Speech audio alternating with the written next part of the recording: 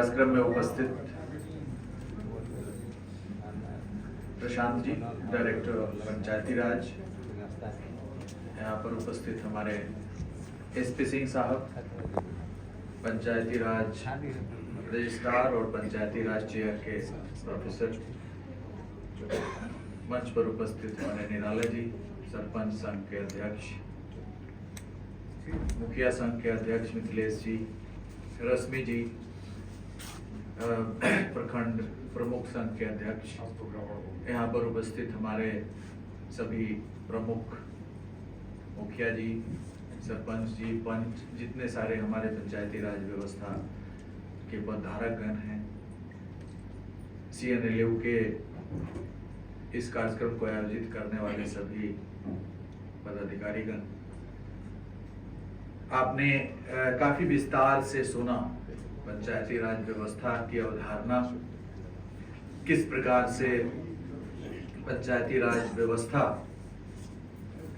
पिछले लगभग 100 वर्षों में इवॉल्व की है, विकसित हुआ है। एसपी सिंह साहब ने 1922 से लेकर के जो 7 में आया और अभी बिहार ही एकमात्र राज्य है जहाँ पे ग्राम कचहरी की व्यवस्था है और काफी अच्छे ढंग से इसको क्रियान्वित आप लोग कर रहे हैं, विकसित हो रही है। ग्राम कचहरी को सशक्त बनाने के लिए जो कार्रवाइयाँ हो रही है, अभी प्रशांत जी ने आपके समक्ष रखा, किस प्रकार से मानव बल और अन्य प्रकार के संसाधनों से ग्राम कचहरी को सुसज्जित किया जा रहा है, ताकि जो ग्राम पंचायती राज एक्ट में जो ग्राम कचहरी से अपेक्षाएं हैं, जो 40 धाराएं हैं, जो पहले IPC की थी और अभी BNS और BNSS के रूप में जो संशोधन हुआ है, जो नए कानून बने हैं, उसके अंतर्गत जो धाराएं हैं, उसके तहत आपको न्याय प्रदान करना है। आपके पास जो judicial functions and quasi judicial functions, जो अर्ध न्यायिक जो प्रक्रिया है, उसके तहत जो शक्तियां दी गई है, उसको आपको करना है। तो मैं पहली बार नहीं यहाँ पे आया हूँ, इसके पूर्व भी मैं कई इस प्रकार के कार्यक्रम में भाग लिया हूँ और संयोगवश 2000 जिसकी प्रशांत जी ने चर्चा की, 2012 में जो अभयानंद जी DGP थे, तो उस समय जो ड्राफ्टिंग हुआ था, जो आदेश निर्गत हुआ था, वो मैंने ड्राफ्ट किया हुआ है, उसमें स्पष्ट रूप से इस बात को समावेशित किया गया था कि यदि पंचायती राज व्यवस्था के किसी भी पदधारक के विरुद्ध कोई कांड दर्ज होता है, भले ही वह साधारण धाराओं में कांड दर्ज हो, लेकिन उसे विशेष प्रतिवेदित घोषित किया जाएगा। जिस प्रकार आप जानते हैं कि पुलिस हस्तक जो हमारा पुलिस मैनुअल है, उसमें गंभीर कांडों को ही विशेष प्रतिवेदित घोषित किया जाता है, फिरौती के लिए अपहरण, हत्या, डकैती वगैरह, और सामान्य मारपीट, गाली गलौज वगैरह टाइप का जो कांड है, इसको अविशेष श्रेणी में रखा गया है, जिसको इंस्पेक्टर के लेवल से ही निष्पादित कर दिया जाता है। ऐसे कांडों में SDPO और SP के संज्ञान में FIR तो आता है, लेकिन उसमें जो कार्रवाइयाँ होती है, उसमें इंस्पेक्टर को ही आदेश दिया गया है फाइनल ऑर्डर पारित करने का, और उसके स्तर पर निष्पादित कर दिया जाता है। लेकिन पंचायती राज व्यवस्था की यदि किसी पदधारक के विरुद्ध किसी प्रकार की घटना होती है, तो उसको विशेष प्रतिवेदित, हम लोग 2 कदम आगे बढ़ करके इसको विशेष प्रतिवेदित घोषित किया था। हमारा यही उद्देश्य था कि जो आप लोग एक अभी जैसे इवॉल्व हो रहा है जो पंचायती राज व्यवस्था है, हमें याद है कि जब 1976 में पंचायत का चुनाव हुआ था, उस समय लोग 11-12 साल के थे, तो भी हमें याद है कि गांव में पंचायत चुनाव हुआ था। उसके बाद एक लंबे अरसे तक पंचायत चुनाव नहीं हुआ। फिर 2001 में, वर्ष 2001 में जब 73 अमेंडमेंट के तहत पंचायती राज एक्ट पारित हुआ, फिर बाद में 2006 में उसमें काफी सारे चेंजेस आए। तो 2001 में मैं कटिहार SP था। पंचायत चुनाव कराने की जिम्मेवारी SP के तौर पे अन्य जिलों में भी हुई थी और मैंने भी किया था। तो पंचायत का चुनाव काफी चैलेंजिंग था, उस समय चुनौतीपूर्ण था, क्योंकि संसाधन बहुत कम थे। जैसे राज्य में जब विधानसभा का चुनाव होता है या संसद पार्लियामेंट का इलेक्शन होता है तो उसमें बाहर से भी काफी सारे बल उपलब्ध कराए जाते हैं। जिले के अंदर भी बल का मोबिलाइजेशन होता है, लेकिन उस समय हुआ कि जिले में जो भी संसाधन उपलब्ध है उसी से कराना है और बड़ा चुनौतीपूर्ण कार्य था। मानव बल की कमी, शस्त्र की कमी, बहुत सारी कमियों से जूझते हुए किसी किसी जिले में 6 चरणों में, कहीं कहीं 10 चरणों में चुनाव संपादित हुआ और एक बड़ा ही क्रांतिकारी कदम था वर्ष 2001 में। और जो आगे चल करके जो 2006 में चुनाव हुआ, मैं बेतिया एसपी था, मुझे याद है, स्मरण है, 2006 चुनाव भी मैं बेतिया एसपी के तौर पे संपादित कराया था। और प्रतिदिन जब भी चुनाव रहता था सुबह 6 बजे हम और डीएम निकल जाते थे और पूरे क्षेत्र भ्रमण करके 100-200 बूथ पर भ्रमण करके और बड़े निरापद रूप से चुनाव संपादित हुआ था। किसी प्रकार की कोई घटना मुझे स्मरण है कि ना तो कटिहार में हुई और ना सरपंच हैं, पंच हैं। और आपकी संख्या एक पंचायत में यदि हम लोग ले लें तो आप लोग कम से कम 2 दर्जन से अधिक, 3 दर्जन के करीब लोग हैं जो पंचायत में है। वहाँ प्रशासन का कोई नहीं है। पंचायत स्तर पे प्रशासन का जो प्रशासन की उपस्थिति है वो आपकी तुलना में नगण्य है।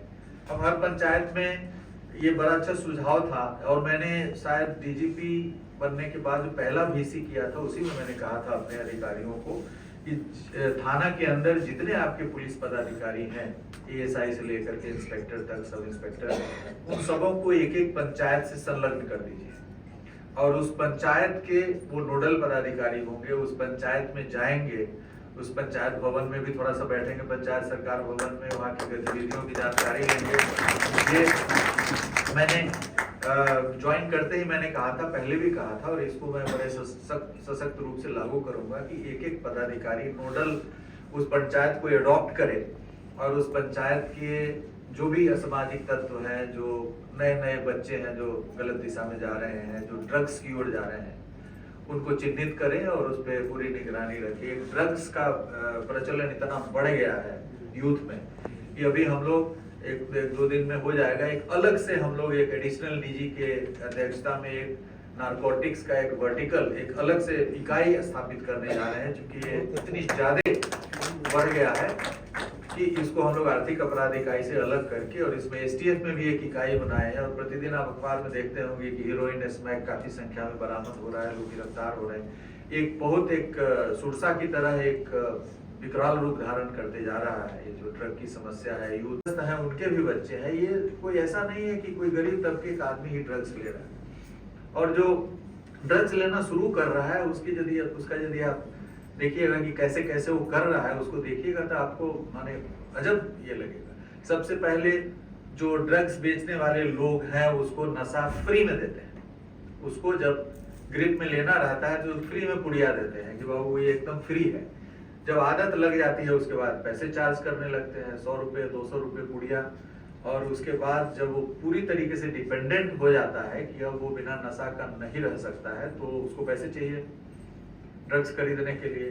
तो पहले घर के अंदर पॉकेटमारी करेगा, अपने पिताजी के पॉकेट से निकालेगा, माताजी का गहना लेकर के बेच देगा, फिर उसके बाद घर के बाहर वो चोरी करना शुरू करेगा, डकैती करना शुरू करेगा।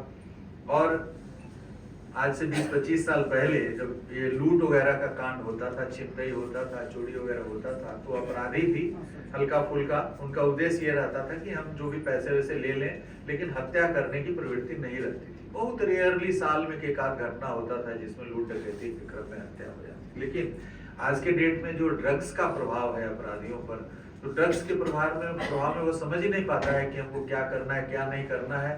बेमतलब का भी फायर कर देता है, बेमतलब का, नहीं भी जरूरत, पैसा आप दे भी देंगे उसके बाद भी जाते जाते एक बार वो गोली चला देगा, क्योंकि उसका दिमाग काम नहीं कर रहा है। नशा का एक व्यापक असर है उसके मस्तिष्क, वो समझ नहीं पा रहा है कि हमारी ये गति, हम गोली चलाएंगे तो मर जाएंगे, इनका क्या होगा। उसका जो विवेक है वो काम नहीं कर रहा है। तो इसका प्रचलन बढ़ा है, छिनतई के क्रम में गोली चला देना, जिससे काफी हमारे जो विक्टिम्स हैं वो कई बार सकम कर जाते हैं, इंजरी से हॉस्पिटल में उनका डेथ हो जाना है। तो ये सब समाज के लिए बड़ी चिंता का विषय है और ये सिर्फ पुलिस अकेले इसको नहीं लड़ सकती है। पुलिस के पास कोई ऐसा उपाय नहीं है, पुलिस क्या करेगा, उसको पकड़ करके जेल में डाल देगा। जब हम जेल में डाल देते हैं प्रथम बार यदि कोई अपराध किया है कोई लड़का और उसको जेल में डाल देते हैं, तो जब वो निकलता है तो वो कम से कम 2-3 लेवल थाना चलते हैं, थाना में झूठी धाराएं लगाएंगे और वहां पे धारा लगाने के लिए तैयार है वह मुंशी जी बैठे हुए हैं। वो कहेंगे ठीक है इसमें गाली गलौज लपड़ थप्पड़ हुआ है, लेकिन इसमें आप माल निकालिए तो हम इसमें 2-3 बढ़िया धारा लगा देंगे, जिसके कारण वो संज्ञेय अपराध गंभीर रूप से दर्ज हो जाएगा। दर्ज होने के बाद फिर वो दर्ज होगा नहीं, उनकी गलतफहमी है, फिर वो इंस्पेक्टर साहब वहां पर है, वो धारा निकाल देते हैं पैसा लेके। तो थाना में मुंशी जी और दरोगा जी धारा लगवा दिए उनको गफलत में लेकर के, फिर इंस्पेक्टर साहब धारा निकाल दिए, तो स्थिति वही रह जाती है। तो उनका जो केस फिर बाद में हमारे पास आते हैं कि सर हमारा धारा निकाल दिया इंस्पेक्टर ने, क्योंकि आप लगवाए ही क्यों थे, इसमें लगने लायक था ही नहीं। आप एक पक्ष जो है, जो केस दर्ज करने वाला आदमी है, वो पैसा दे करके धारा लगवाया और जिस पर धारा लगा वो सुपरविजन में इंस्पेक्टर से हटवा दिया। तो इसमें दोनों ही पक्ष का दोहन हुआ और स्थिति जस की तस है, कुछ नहीं हुआ, मतलब बैक टू स्क्वायर वन जो स्थिति है। तो ये ऐसा हम क्यों करें? जो सही धाराएं हैं, यदि सिंपल सी बात है तो सिंपल सी बात को ही लेकर के आप न्यायिक प्रक्रिया में आगे बढ़िए। यदि मामूली सी बात है, तुच्छ मैटर है, सब्जेक्ट मैटर है, तो उसको सरपंच जी के यहाँ ले जाइए और फिर अल्टीमेटली फिर जब इंस्पेक्टर उसको एकदम मामूली सी धाराओं के तहत जब सत्य करार देता है, तो जो व्यवस्था है उसके तहत उसको फिर से रिमांड करना है आप ही के पास, सरपंच जी के पास ही भेजना है। न्यायालय में भी यदि पता चलता है कि यह सरपंच की अधिकारिता ग्राम कचहरी की अधिकारिता वाला मामला है, उससे अधिक ये मामला नहीं है, तो उनको भी न्यायालय को भी आपके यहाँ भेज देना है।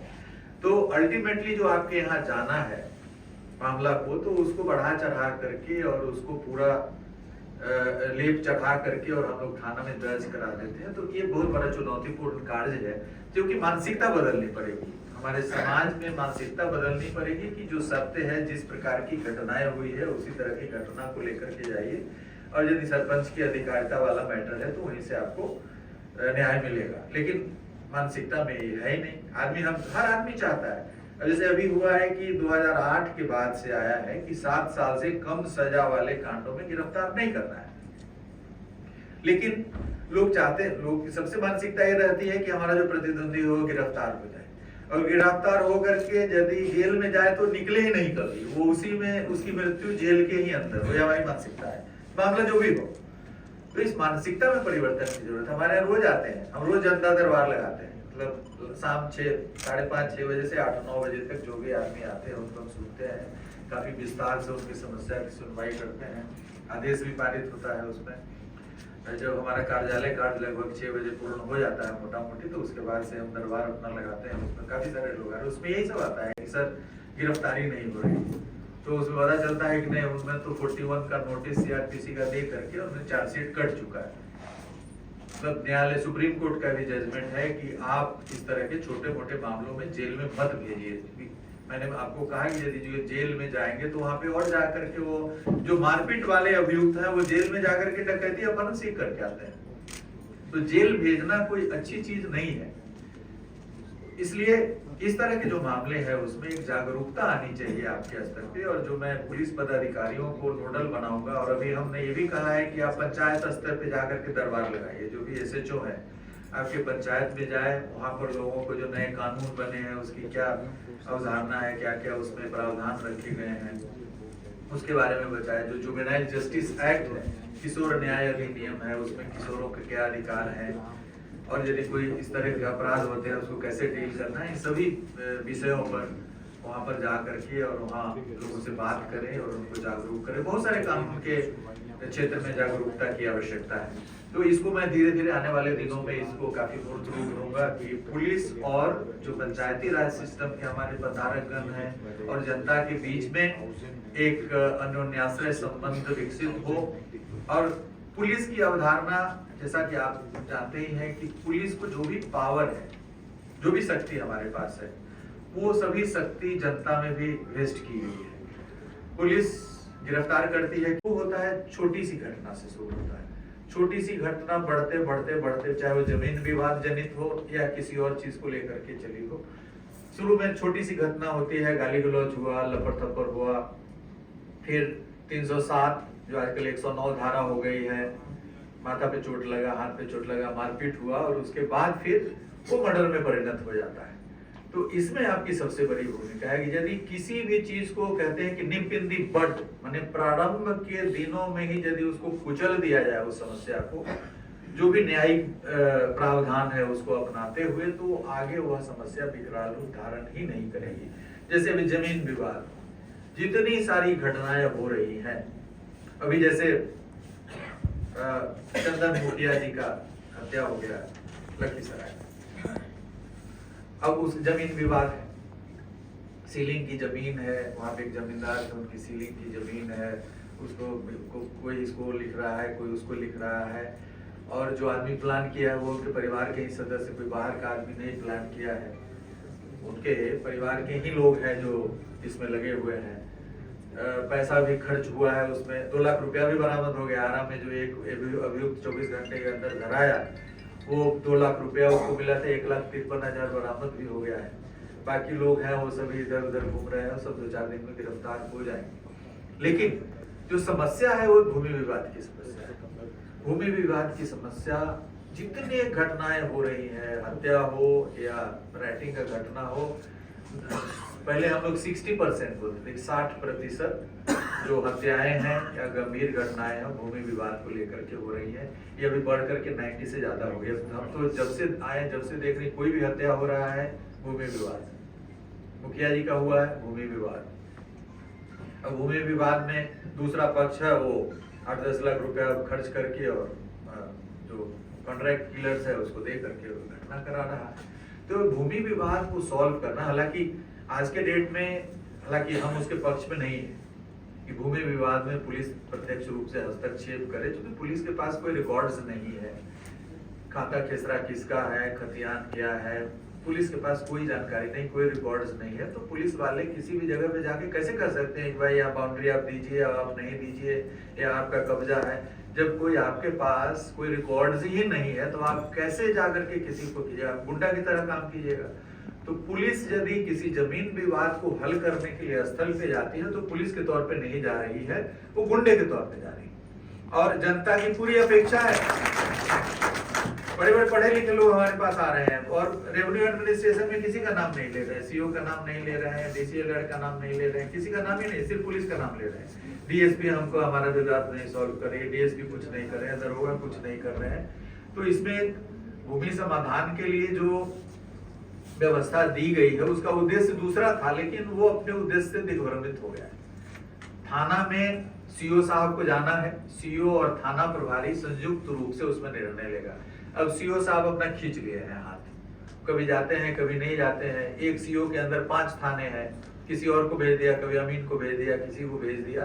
तो यह सोचा गया था कि सीओ साहब थाना में जा करके अपनी कार्रवाई करेंगे, और यदि पुलिस से संबंधित कोई कार्रवाई 107 करना हो किसी के ऊपर की भयंकर विवाद होने वाला है, तो पुलिस वाला 107 करेगा। यदि 144 करने की जरूरत हो, उस पर किसी को रोकना है, सीओ साहब कहेंगे कि भाई इसमें 144 का ये मामला बनता है, तो पुलिस 144 करेगी। इसके आगे पुलिस को उसमें कुछ नहीं करना था। पुलिस यदि किसी को कब्जा दिलाना है, न्यायालय का आदेश है किसी के पक्ष में और उसको क्रियान्वित करना है, तो मजिस्ट्रेट के साथ पुलिस जाएगी। लेकिन पुलिस को अकेले किसी भी जमीन विवाद के स्थल पे जाने का कोई औचित्य नहीं है, जाना भी नहीं है, लेकिन जा रही है। अब सीओ साहब और एसएचओ का ज्वाइंट मीटिंग होना है, सीओ साहब कंस्पिक्यूअसली एब्सेंट ही रहते हैं, कभी गए कभी नहीं गए, और उसको बाद एसएचओ पर छोड़ दिए कि भाई आप अपना इसको निराकरण करिए, पिस्तौल टांग करके जाइए, कभी फायर कीजिए, कभी उसको हरकाइए, कभी उसको हरकाइए। तो ये गलत व्यवस्था है। हम लोग शुरू में हमको लगता है कि 14-15 तक एसएचओ को आदेश था कि आप भूमि विवाद में बगैर किसी प्रकार का मजिस्ट्रेट का ऑर्डर यदि है, न्यायालय का ऑर्डर है, तभी आप जाएंगे। उसके अलावे यदि वहां पर आपको सूचना मिलती है कि वहां पर उपद्रव होने वाला है, मारपीट घटना होने वाली है, हिंसक घटना होने वाली है, तो 107 के तहत कार्रवाई करके बॉन्ड भरवाएंगे, 144 के तहत रोकेंगे। इसके अलावा आपको कोई पावर नहीं है कि किसका बाउंड्री कहाँ से होना चाहिए, क्या होना चाहिए। लेकिन जनता आजकल, हमारे जनता दरबार में शुरू में 50-60 लोग आते थे, उसमें 50-55 लोग रहते थे खाता खेसरा वाला।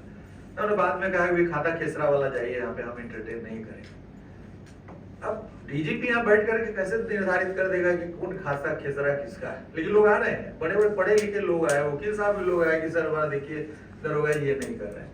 तो ये एक गलत अवधारणा बन गई है, इसको भी दिमाग से आप लोग निकाल सकते हैं कि पुलिस के पास किसी भी प्रकार की कोई शक्ति नहीं है जो जाकर के कह दे कि हाँ आपका यहाँ से है और आपका वहां से है। वो यदि न्यायालय से कोई जाएंगे जो डिग्री पास किया है हुआ है और उसमें न्यायालय से यदि कोई लोग जाएंगे वो कह सकते हैं, रेवेन्यू एडमिनिस्ट्रेशन वाले कह सकते हैं। लेकिन अगर दिमाग में यही बैठ गया पूरी जनता के 100% कि पुलिस ही हमारे जमीन विवाद का हल करेगा। अब टाइटल सूट चल रहा है, गंभीर विवाद है। कल एक रात में फोन आ रहा था मुजफ्फरपुर से और आई तरफ से कि यहाँ पर बाउंड्री दे रहे हैं, कोई 16 बीघा जमीन में कोई बाउंड्री दे रहा है और वहां पर चकबंदी हुआ था। तो चकबंदी के आधार पे वहां पे अधिकार का सृजन हो गया। चकबंदी तो लागू नहीं हुआ बिहार में, तो चकबंदी में यदि पहले नहीं है, पहले किसी और के नाम से जमीन है और चकबंदी में गलत लिख दिया गया, उसके आधार पे वहां पर अब वो दावा पेश कर रहे हैं कि हमारा हो गया और रेवेन्यू एडमिनिस्ट्रेशन वाले लोग भी अपना दाएं बाएं करके उसको ये कर रहे हैं। तो विवाद काफी गंभीर विवाद अभी है जमीन को लेकर के।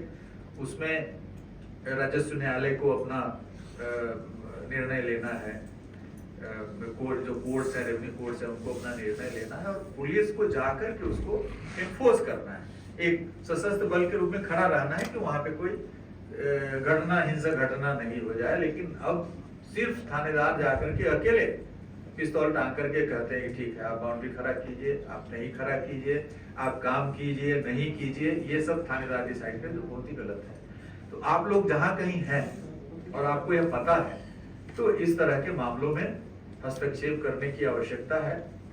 वहां पर रेवेन्यू एडमिनिस्ट्रेशन हस्तक्षेप करे, पुलिस को सिर्फ एक सशस्त्र बल की तरह उपस्थिति आवश्यक है ताकि वहां पे मारपीट घटना नहीं हो। बाकी निर्णय लेना है थाना में भी, जो ज्वाइंट मीटिंग हो रहा है उसमें उसका कोई प्रोसीडिंग नहीं है, सीओ साहब को प्रोसीडिंग निकालना है उसमें।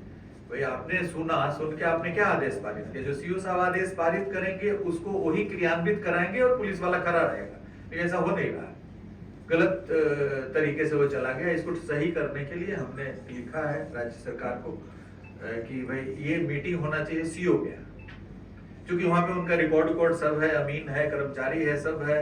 अब थाना में कौन सा रिकॉर्ड, पूरा रिकॉर्ड लेके तो सीओ जा नहीं रहे हैं, तो थाना में किस प्रकार का वहां पे मीटिंग संभव ही नहीं है, गलत है वो। जो भी हो रहा है वो ठीक नहीं है, व्यवस्था सही है, लेकिन सीओ के यहाँ हो, सीओ के कार्यालय में हो, सर्किल ऑफिस में हो, थाना वहां पे जाए।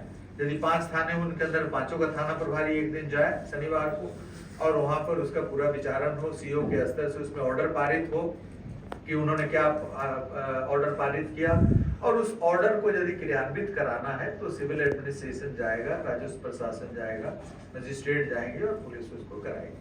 तो इसके कारण लेकर के समाज में बहुत सारा अभी चल रहा है, हिंसक गतिविधियां चल रही है जमीन को लेकर के, और ये अभी सर्वे वाला कार्य है इसको लेकर के भी काफी चल रहा है। तो इसको लेकर के अभी समाज के अंदर वैमनस्यता बढ़ी है, सब एक दूसरे परिवार में आपस में लड़ रहा है, कहीं गोतिया से लड़ रहा है, बाप बेटे से लड़ रहा है, चाचा से लड़ रहा है। अभी हम देख रहे, रोज देख रहे हैं कि भतीजे ने चाचा को चाकू मार दिया, कल ही 3 जगह देख रहे थे, गोली मार दिया, बेटे ने बाप को मार दिया, यही सब चल रहा है समाज के अंदर। तो इन सभी चीजों में आपकी बहुत बड़ी भूमिका रहेगी। समाज के अंदर जो विवाद उत्पन्न हो रहे हैं उस विवाद को यदि आप सही समय पे, चूंकि आपको भी सिविल मैटर्स में पावर है, छोटी छोटी समस्याएं हैं। कल एक आदमी आया 15-20 मिनट तक हमारे साथ ये किया कि एक रास्ते का एक छोटा सा विवाद है और उसको लेकर के करीब आधा दर्जन केस दर्ज हो चुका है। अब रास्ता है लेकिन वो रास्ता दूसरा आदमी कह रहा है कि नहीं थोड़ा सा और इसको बढ़ाएंगे, चौड़ा करेंगे, और उसी को लेकर सिंपल सा रास्ते का विवाद है। कोई आदमी खाता खेसरा लेकर के जन्म लिया नहीं है, हाथ में रजिस्ट्रेशन का सेल डीड लेकर के तो कोई पैदा नहीं हुआ है और ऊपर जाएगा। सेल डीड लेकर के तो आप जाएंगे भी नहीं, जब आपके पॉकेट में आप यदि लड़ रहे हैं केस उस वगैरह और गलती से ऊपर जाते समय यदि आपके पॉकेट में यदि कोई सेल डीड है तो आपका बेटा उस सेल डीड के साथ नहीं जाने देगा, निकाल लेगा, बड़े हुए 100 से भी पॉकेट से निकाल करके लॉकर में रख कर उसके बाद आपको विदा करेगा। तो ये जब ना कुछ लेके आए हैं ना लेके जाना है। तो ये 2 इंच जमीन के लिए जो सवै भूमि गोपाल की है, हमारी कोई भूमि है नहीं, तो इसलिए क्यों लड़ रहे हैं? मतलब भतीजा चाचा को मार रहा है, बेटा बाप को मार रहा है। तो समाज के अंदर थोड़ा सा त्याग की भावना होनी चाहिए। छोटे मोटे मामले हैं उसको दाएं बाएं करके ले दे करके खत्म कराएंगे। अब ये रास्ते का छोटा सा विवाद डीजीपी के स्तर से आ जाए तो इसका मतलब है कि नीचे की व्यवस्था, चाहे हमारी प्रशासनिक व्यवस्था हो या पंचायती राज व्यवस्था हो, वो किसी प्रकार से उसको एड्रेस करने में विफल रही है, तभी तो ये मामले आ रहे हैं। तो ऐसे मामलों में हमारा यह सुझाव होगा कि आप अपने स्तर से प्रभावकारी हस्तक्षेप कीजिए, और यदि कहीं जरूरत पड़े, आपको पुलिस की उपस्थिति की जरूरत है, तो हम लोग उपस्थित करा सकते हैं। राज्य सरकार के स्तर से यह निर्णय लिया गया है कि यदि पंचायती राज व्यवस्था की कोई भी व्यक्ति यदि लाइसेंस लेना चाह रहे हैं, जैसे कोई सरपंच है, यदि लाइसेंस लेना चाह रहे हैं, तो उनको निर्बाध रूप से लाइसेंस अनुज्ञप्ति दी जाए। तो हमें लगता है कि यदि आप लोगों के पास कोई लाइसेंस पेंडिंग हो, पुलिस वेरिफिकेशन में पेंडिंग हो, जिला स्तर से पेंडिंग हो, तो उसमें हम लोग मदद कर सकते हैं। चीफ सेक्रेटरी महोदय से भी मेरी वार्ता हुई है। कई बार ये हुआ है कि यदि हम बॉडीगार्ड्स की बात आई थी, सुरक्षा देने की बात, सुरक्षा की जो सिपाही की जो स्थिति है बॉडीगार्ड्स में, अभी इतने सारे बॉडी